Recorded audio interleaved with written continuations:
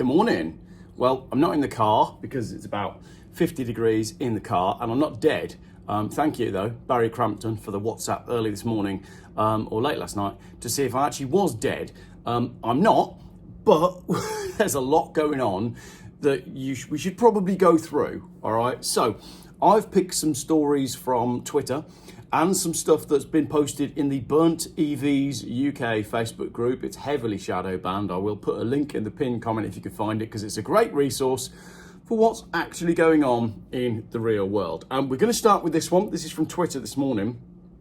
I like this one because the gentleman uses the word boondoggle. But basically what's happened is there's a whole load of electric buses that were purchased in the USA. They realized that they had a structural flaw, so they parked them all up. Then there was a recall because they might catch fire. And then, well, you'll never guess what actually happened. They caught fire. So that's a good one. And then we're going to dive straight into this, which is, well, this is a bit awkward. We're going to have to skip straight over this without talking about it because, tweet this morning from Toby Young, coral on the Great Barrier Reef has hit its highest level since records began. But the BBC, Guardian and other mainstream media have spun it into an alarmist tipping point narrative. That is a bit awkward, isn't it? Because it was supposed to be dying. But if you recall, I did do a video with Ian, the Australian diver, who said the same. It's actually going pretty well out there. Another one here from Twitter, from GB News, before we move over to the Facebook ones. This is GB News this morning. If you're worried about pickpockets, you can switch on an iPhone setting before you leave home. So, the UK, you probably saw in the news now that they're advising in different countries, their travel advice, if you're visiting the UK, is to just basically be aware because it's now, a third world dangerous country. And now, you can have an app on your phone for if you get pickpocketed. So let's now dive into what we're good at, which is generally not bashing EVs, but just sort of telling the truth about what's actually going on in the world of EVs and working our way through the bump that is the mainstream media narrative on the electric car world. So right from the top, I've got two here. There was an article the other day that said that theft of EV charging cables is like massively up 2025 to 2024. And the reason is there's gold in them there hills. Well, there's copper in them there cables. So the article that I actually saw was that charging cables are too heavy for EV owners and it's causing problems. But why are they so heavy? Because they're full of copper. Who wants the copper? The pikeys. So they've got three here. This is Poole Community Group. Three of these taped up with cables cut in a car park. So they've been nicked in Poole. And then there's another one here with a post from Ben saying the evangelists are getting angry. Worcester was targeted not too long ago and it's a hotspot in Birmingham, as you would expect. So if you've got an electric car because you believe the media hype, you're going to go to charge it at your public charger and find that your cable has been nicked. There was another one in the local news as well, a couple who have been bought on loads of financial hardship because their cable has been stolen from their house. So this is getting worse, and as the economy sort of continues its nosedive, and the kind of people in the UK, not going to say it, but I just think that electric charging cable theft is tip of the iceberg is where we're at the moment. Now, this is one from the Daily Express. We've got a few here because we've got to look at some contrasting viewpoints.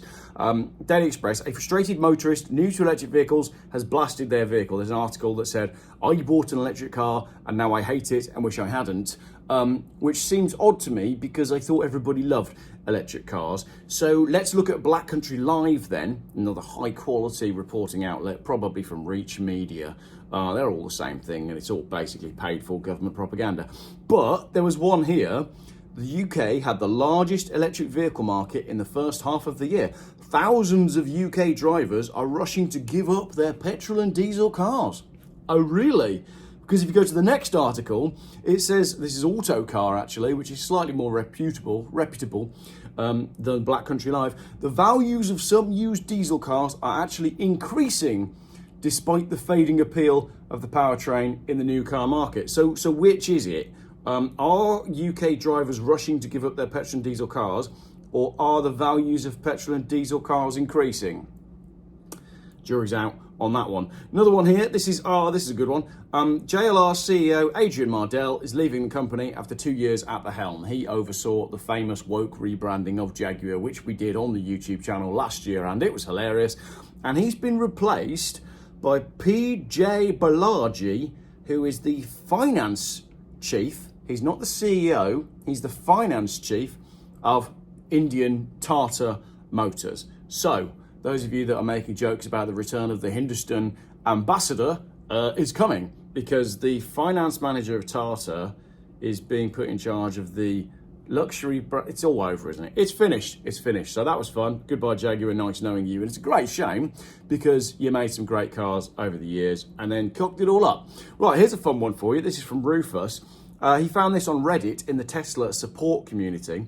This is a chap that has used the summon feature, right, where you click something on your phone. I was going to say your key, but you don't have a key for a Tesla. So you click something on your phone and you can summon your car to you. I can't do that with mine. My car is somewhere down here. And it's about 1,000 degrees in the car at the moment because we are in Varna on the far east coast of Bulgaria, and they have proper summers and proper winters, and it's incredibly hot right now. Anyway, this Tesla Model X, the owner has gone to use the summon button, right, but the car is parked in a car park with pillars either side, and the car, its cameras can't see the metal pillar. So what you would have done if you'd been driving it normally is drive forward to avoid the pillar and then turn right. The car has just turned right, basically trying to drive through the metal pillar. It looks like he's only had the car 1 week. I used the summon feature, decided to make a right turn into a pole as it pulls out the parking spot. Tesla has been absolutely useless in trying to determine resolution on the issue. $120,000 on a car, and this is the experience. No thanks. Brilliant. So these really clever cars are actually pretty stupid. Speaking of pretty stupid, the next one is a tweet from Keir Starmer.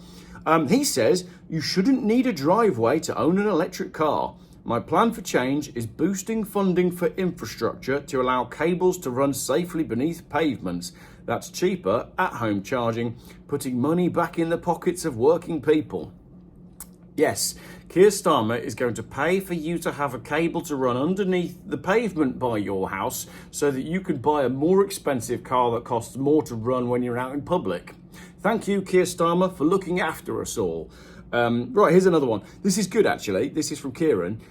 This is from the Kia EV9 Owners Club, where Kieran has noticed a post where someone is boasting about getting 2.2 miles per kilowatt hour whilst towing a 1-ton Pennine Pathfinder caravan trailer, which works out about 40p per mile if you use public chargers.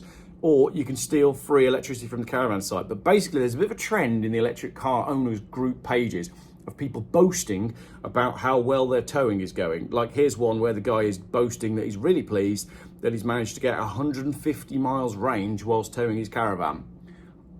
I don't understand how the electric car people do it. Yes, the kind of driving that we like to do is a bit exceptional, but it does prove that people like to do that. I like to fill my car and see that I've got 700 miles range in the tank before I need to visit a petrol station, because when I'm at the petrol station, I only want to be there for a minute and a half. But apparently getting 150 miles range before you need to pull in with a caravan is exciting to these people. Next one. This is an interesting one because what I like about the Burnt EVs UK Facebook group is it does give you a variety of different things across the world of net zero and the insanity that is the British government and their policies right now. This is from Ivor, and he's posted an article about compulsory purchase, which is apparently alive and well and being used. So families face losing their land in a solar power push.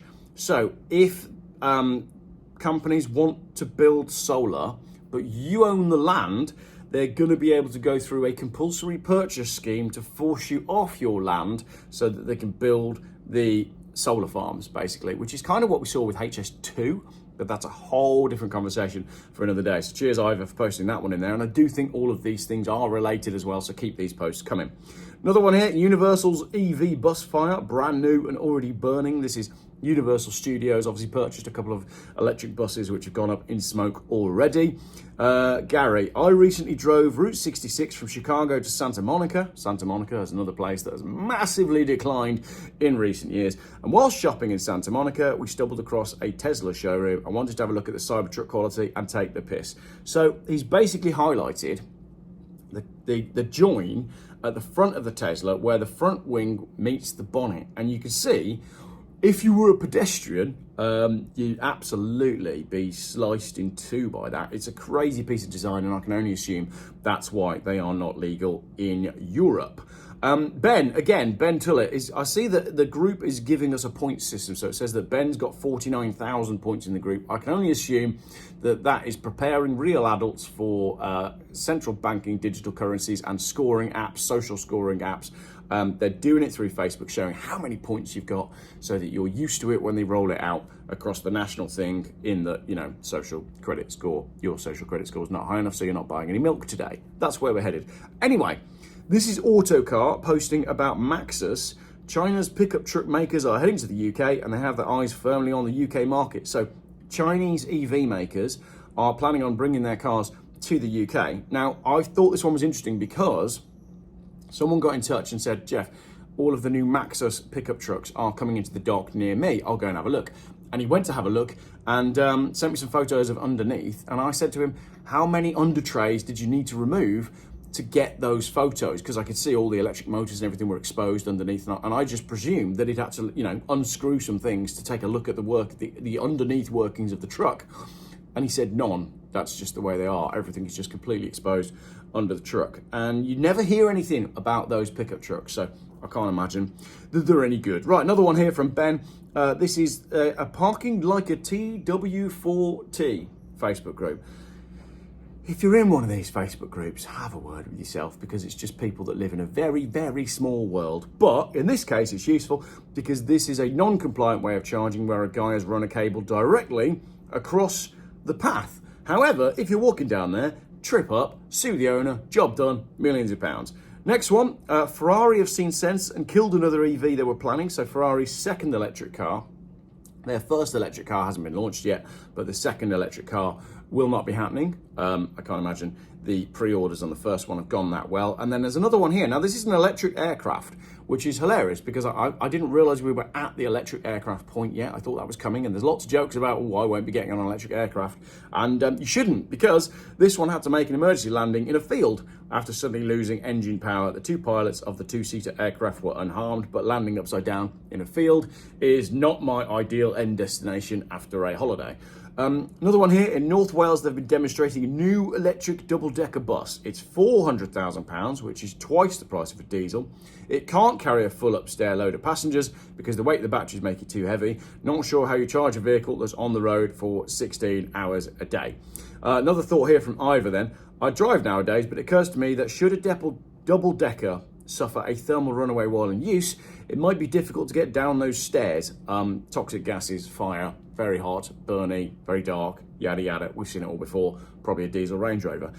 Getting out the bottom door, which could be jammed with similarly fleeing punters, just a thought. That is obviously if you're in the UK and you're on a double-decker bus and you haven't yet been mugged or attacked. Next one, this is Kim. Will this madness ever end? Now Labour want to build 9 high-rise flats on top of an underground bus garage where 190 EVs will be charged every night. So this is MSN.com. Fury as Labour Council approves unsafe electric bus garage below high-rise flats. And I'm sure I had another one here about the same thing going up in smoke, but I can't find that right now. Maybe it's further down. But basically, would you want to live in a high-rise flat if you knew that electric buses were charging beneath, when we know what the problems are with electric buses? Because we've seen it over and over and over and over again. Up in smoke, very burny, very hot, very good for the planet. Next one. Nathan Borg. At work today, a customer came in and said she's looking for a petrol car to purchase for long distance holidays in the UK. I said, why, if you have another car? And she said, it's an e-tron, Audi e-tron, and it's useless when it comes to going to Devon. She said it was an awful experience, taking her 3 hours extra travelling. And then someone at the bottom says, I recently towed a heavy trailer from the Midlands to Alnwick and back, 460 miles in my turbo diesel and 3/4 of a tank. The only limitation was bladder range, and EV would be a nightmare. No, you need to read the mainstream media because EVs are absolutely fantastic and everybody wants them. Another one here from Kieran. This is a post that I think came from, I'm not sure which group it came from actually, it doesn't say there. But basically it's a chap that's saying he's charged to 100%, but it's taken an hour and it's cost £81.04. Again, that gives, what range does that give? Does it say? It doesn't. but as Kieran quite rightly points out, 600 miles and a few minutes in a diesel car, or in an electric. I mean, even the best electric cars are only 300 odd miles range, aren't they? So let's call it 300 miles. Let's give them the benefit of the doubt. Let's pretend it's not like a Volkswagen ID Buzz that's got 200 miles range. £81. £81 in the Volvo would get us across 4 countries.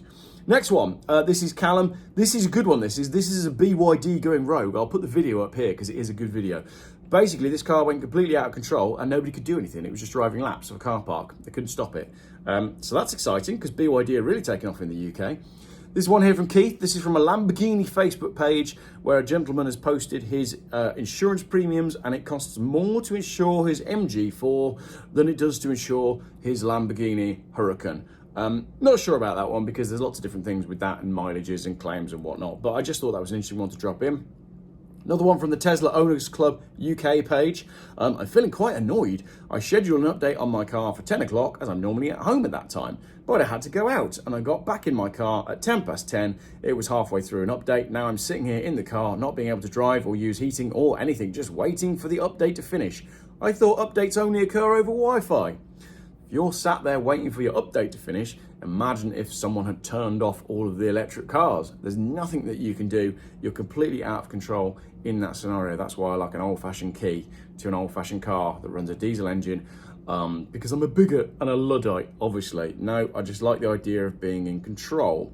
This is an interesting one then. So these are a couple of messages that went back and forth. There was a Tesla that was for sale on eBay. Many of you saw it, many of you sent it to me.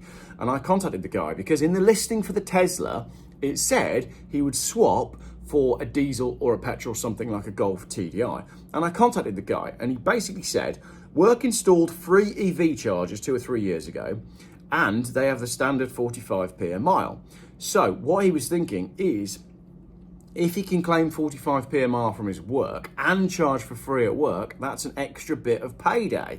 However, they've now changed it to 51p a kilowatt. I charged twice last week and it cost me 49 quid and got me 330 miles. And I still have some for the weekend, don't get me wrong, so I'm not empty, but that's now expensive. There's rumours about cutting the mileage from 45p to 35p for EV users. So basically, work has realised that people were making free money off them and decided they don't like it, so are changing it. As a result, he is selling the Tesla and trying to get back into a diesel.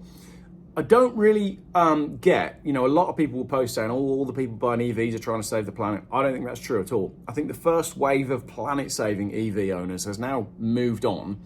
The people who are buying EVs now are being forced into them on company cars or Motability schemes, or they're just trying to save some money in their pay packets. As simple as that.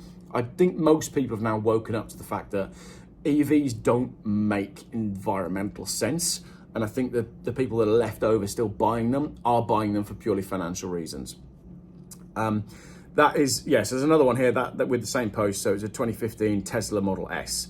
And it's a performance. I don't have a problem with the Model S. I think they're okay looking cars. I'd maybe have a Model S Plaid were it not for all of the other things that I believe and know where the world is headed, and nothing is good about what's going on definitely in the UK at the moment. But that's probably a conversation for another day. If indeed you were able to watch this video without verifying your age or showing some biometrics, donating some plasma.